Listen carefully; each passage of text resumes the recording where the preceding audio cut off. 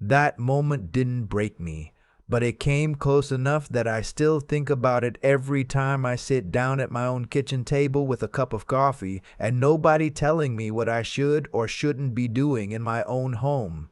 It was Thanksgiving. My daughter and her husband had invited the whole family over. Her words, not mine. I drove the 40 minutes from my apartment in Decatur, brought 2 pies I'd spent the better part of Wednesday baking, and walked through that front door the same way I had for the past 2 years, carefully, quietly, trying not to take up too much space. I should have seen it coming. Looking back, the signs were all there. The way my son-in-law, Garrett, had stopped making eye contact when I came over. The way my daughter, Melissa, would tense up whenever I offered to help with something. The dishes, the grocery run, watching the grandkids for an hour so she could rest. What I thought was exhaustion, I later understood was something else entirely. But on that particular Wednesday night, when I knocked on their door with 2 pies and an overnight bag, everything still seemed fine. Melissa hugged me at the door. Garrett shook my hand. My 2 grandchildren, 8 and 5, ran down the hallway and nearly knocked me over. I remember thinking, this is enough. This is more than enough. Whatever mistakes I made when I was younger, whatever years I spent working too hard and being home too little, this right here made up for some of it. I had retired the previous spring after 31 years as a regional manager for a commercial flooring company out of Atlanta. Good years, mostly. I'd watched my marriage come apart when Melissa was 16. Not dramatically, not with screaming or plates thrown against walls, but slowly, the way a house settles and shifts until one day you notice the doors don't close right anymore. Her mother and I split things fairly.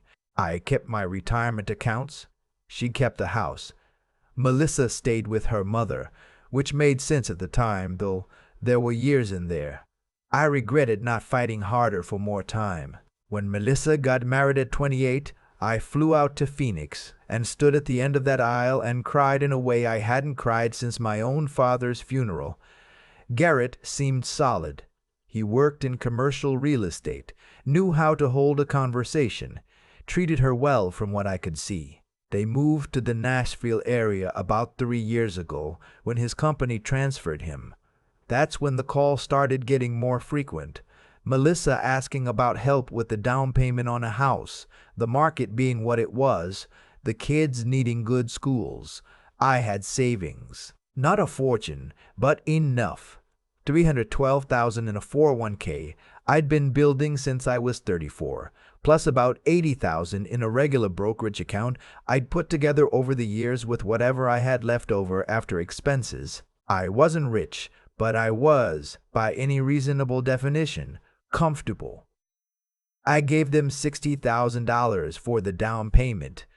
My financial advisor, a calm and direct woman named Lorraine, who had been managing my portfolio for 9 years, told me to think carefully before doing it. She said, not unkindly, that $60,000 was a significant piece of my retirement cushion, and that I should consider what my own needs would look like at 70, 75, 80.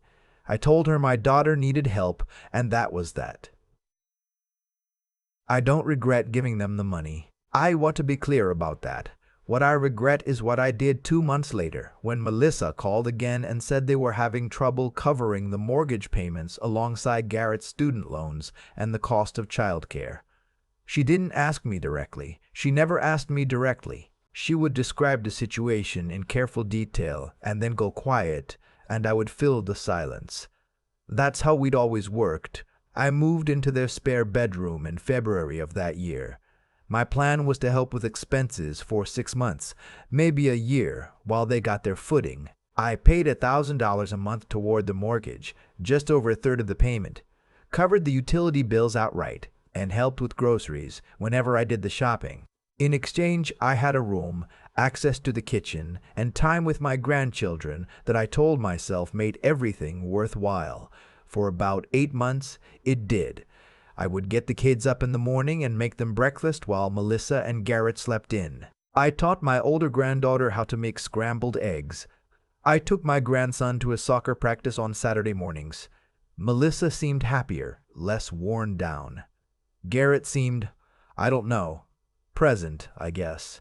He was never warm exactly, but he was civil, and I had learned to count civility as a kind of affection. Then things shifted. Slowly at first, the way they always do.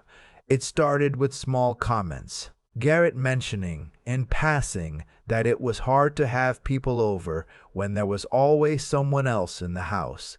Melissa asking, gently, whether I might want to spend a weekend or two back in Decatur, just to give them some space. I didn't make anything of it. Families need room to breathe. I understood that. But then the comments weren't small anymore. Garrett started eating dinner in the living room with the television on instead of at the table with the rest of us.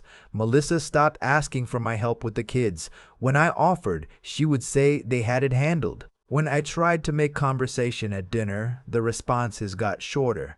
I started to feel like a boarder in a house where I wasn't quite welcome, which was a strange thing to feel in a house I was helping to pay for.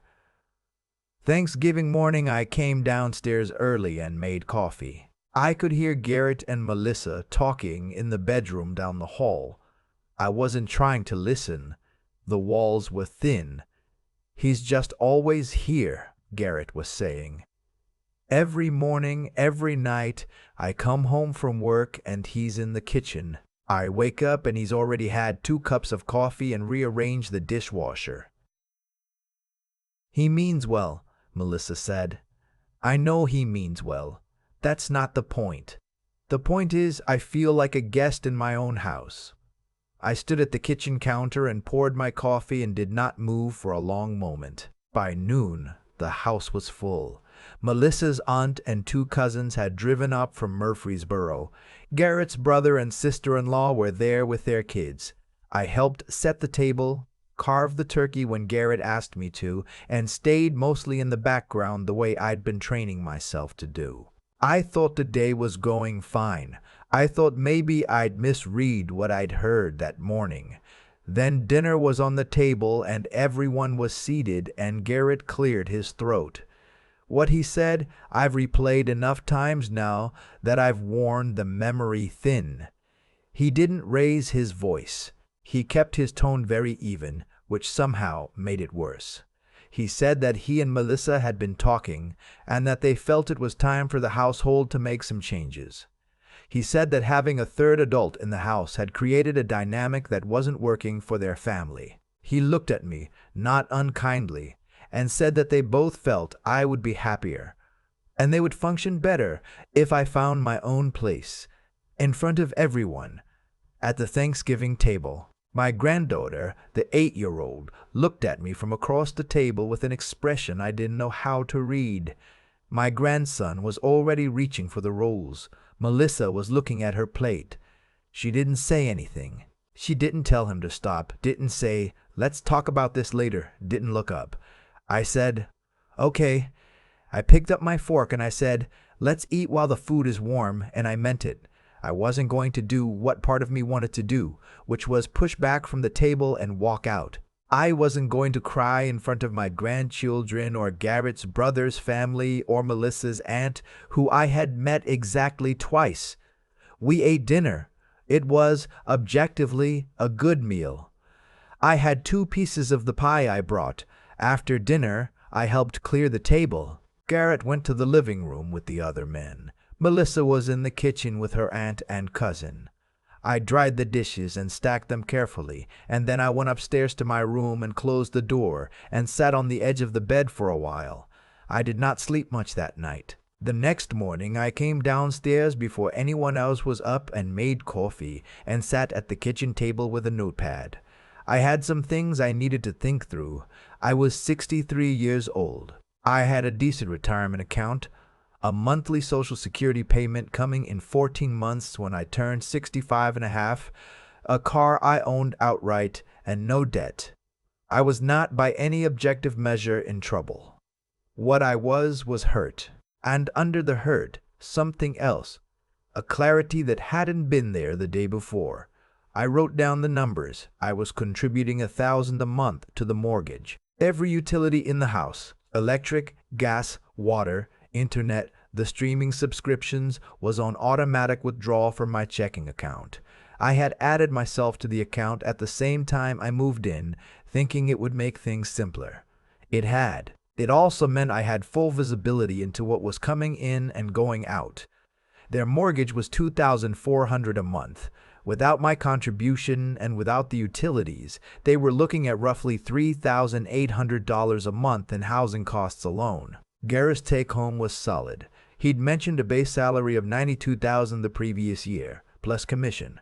But Melissa had cut back to part-time after the second baby. And between the student loans and the car payments, and the credit card balance I'd seen on a statement she'd left on the counter, there wasn't much room. I am not proud of what I thought in that kitchen. Part of me knew it was small, knew it was the wrong way to look at what was ultimately a painful family situation. But I sat there with my notepad and my coffee, and I thought, they asked me to leave. Okay, I will leave. I spent that Friday packing.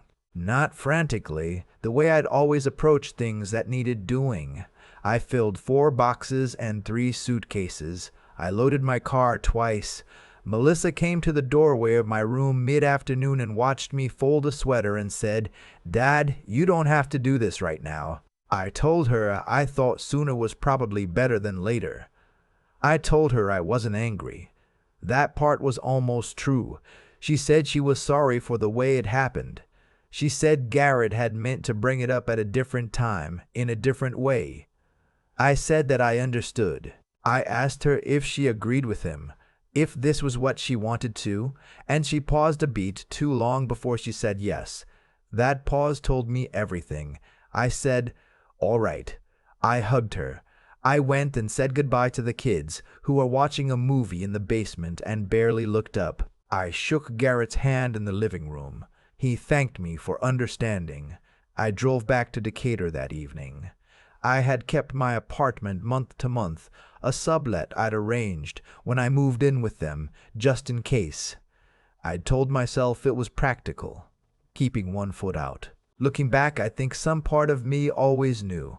I stayed in that apartment through the weekend and did very little, watched football, ordered in pizza Friday night and Chinese on Saturday, called my older brother Len on Sunday morning and told him what had happened. Len said something I needed to hear, that I had done nothing wrong by wanting to be close to my family, and nothing wrong by helping, and that what happened at that dinner table was about Garrett's pride and Melissa's silence, not about anything I had done.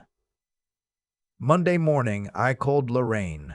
I told her I needed to remove myself from the automatic payments on the Nashville house. She helped me walk through the steps, contacting the mortgage servicer, removing my authorization from the utility auto-pay accounts, updating the bank account information. All of it took about 90 minutes. She asked me how I was doing, and I said I thought I was going to be fine, and I meant that more than I'd meant it in a while. I did not call Melissa to tell her what I'd done. I thought about it. I decided they were adults managing their own home, and they could manage the finances of it like adults. The first sign came 11 days later. A text from Melissa, "Dad, are you still on the mortgage account?" The payment didn't come out. I replied, "No, I stepped off that in November. You'll need to set up your own payment." The second sign came 3 days after that. Melissa calling, not texting. Her voice had a quality I hadn't heard since she was a teenager. A controlled sort of panic, the sound of someone trying not to sound scared. She said the electric had been cut off that morning. I said that I'd removed my bank information from the utility accounts. She said she hadn't realized all of those were under my accounts. I said yes, I should have been clearer about that before I left. I apologized for the confusion. She said, "Dad, we don't have that set up anywhere." I said, "I know, sweetheart. You'll want to call each of them today to get everything transferred to your name. I can send you the account numbers if that helps." There was a silence. She said, "What about the mortgage?" "We can't cover all of it." I said, I know this is a lot to sort out at once. I'd suggest calling your bank and looking at your budget. You might find more room than you think. She started to cry. Not hard, quiet, the kind of crying she'd always done, hardly making any sound at all. I sat with it for a moment, and then I said gently, Melissa, I love you. I love those kids. But I was asked to leave my home, and I did that. Now you need to figure out yours. I didn't hear from Garrett for 16 days. When he called, the tone was different. Not humble, exactly. Garrett was not built for humble, but quieter. He said they'd been talking, and they recognized that the transition had been abrupt and that things could have been handled better. He said they'd had a difficult few weeks getting the household accounts in order. I said that I imagined they had. He said they wanted to talk about a new arrangement, not moving back in. He was clear about that, and I was grateful for the clarity, because I wasn't going back to that spare bedroom under any circumstances. But some kind of financial help, a loan maybe, to get through the next few months while they restructured. I told him I needed to think about it. I called Lorraine again. Then I called Len. Then I sat with it for 2 days and made a list of what I was willing to do and what I wasn't. I drove to Nashville on a Saturday in December. We sat at their kitchen table, the same table where Garrett had told me it was time for me to go, and I laid out what I was prepared to offer. I would contribute $500 a month toward the mortgage, down from $1,000. The utilities would be entirely in their names, paid by them, no exceptions. I would be available for the grandchildren on weekends if asked, but I would be calling ahead, and they would tell me if it didn't work. I would not be a live-in anything. I was a grandfather and a father, and a man with his own life, and that was how this was going to work from here on out. Garrett looked at the table while I talked. When I finished, he looked up and said, "That's fair." Melissa reached across the table and put her hand over mine. She said, "I'm sorry, Dad. I should have said something at Thanksgiving. I should have said a lot of things. I told her I knew. I told her I wasn't holding it. I drove home that evening in the dark with the radio on low and the heater going and the highway mostly empty. Somewhere past the Smyrna exit, I realized I was not angry anymore. Not at Garrett, not at Melissa, not even at myself, for the choices that had led me to a spare bedroom in someone else's house at 63 years old. I had made decisions out of love, and love makes you do things that don't always hold up to scrutiny in the cold light of a Monday morning. That wasn't stupidity. That was just being a father. What changed was that I finally understood something I should have understood earlier. That love without limits isn't love. It's enabling, and the kindest thing I could do for my daughter, the realest version of being her father, was to stop making it so easy to take me for granted. The money I kept back over those months went into a CD at my credit union. It's not doing anything dramatic, but it's mine, and I sleep well knowing it's there. My grandchildren spent a weekend with me in Decatur last month. We went to the aquarium on Saturday, and I let them pick the restaurant for dinner, which meant I spent 45 minutes at a place that serves chicken tenders in 4 varieties and has laminated menus with pictures. It was, genuinely, one of the better evenings I've had in recent memory. Melissa calls on Sundays now. Most Sundays. We talk about the kids, about her work, about whatever she's watching on television. We don't talk about Thanksgiving. Maybe we will someday. Maybe we will someday. Maybe we won't need to. I still make my own coffee in the morning, in my own kitchen, at my own pace. I still rearrange the dishwasher the way I like it. Nobody says a word about it, because nobody else is here. That's not loneliness. That's called knowing what you're worth. I've been thinking about that Saturday morning in December. The one where I sat across from Garrett at the same kitchen table where he told me in front of everyone that I was in the way.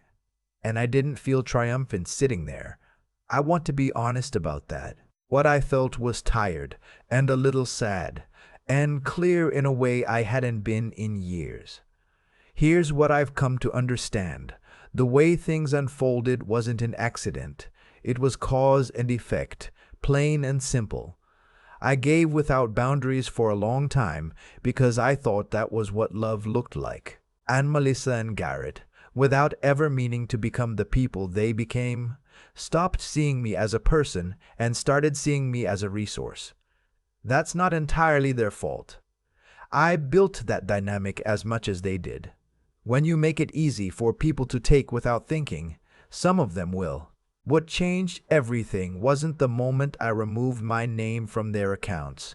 It was the moment I stopped pretending that setting no limits was the same as being a good father.